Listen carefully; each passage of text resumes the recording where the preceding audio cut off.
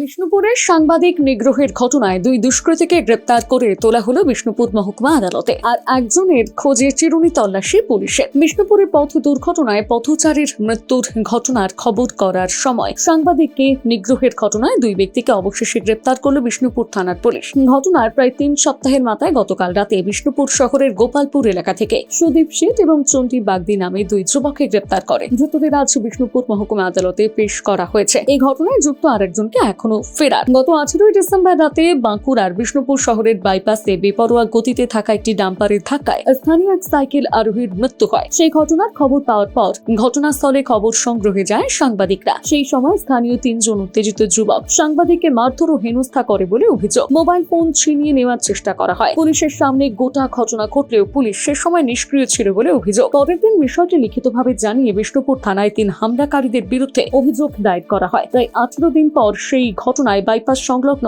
গোপালপুর এলাকা থেকে সুদীপ শেঠ এবং চণ্ডী বাগদি নামে 2 হামলাকারীকে গ্রেপ্তার করে বিষ্ণুপুর থানার পুলিশ। এই ঘটনায় অপর অভিযুক্ত এখনো কোনো খোঁজ মেলেনি বলে জানিয়েছে পুলিশ।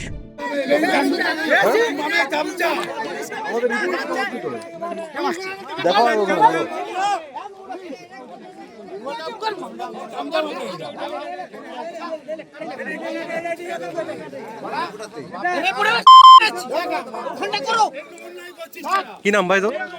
এ ভাই তোর কি নাম? এই কি নাম তোর? এ ভাই কি নাম তোর? এ ভাই কি নাম তোর? এই কি নাম তোর?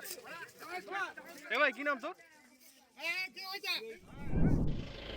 হচ্ছে হবে যাত্রী যাবো গাড়িতেই চলে আসুক না, বলো স্যার গাড়িতে চলুন, তাহলে সুবিধা হয়।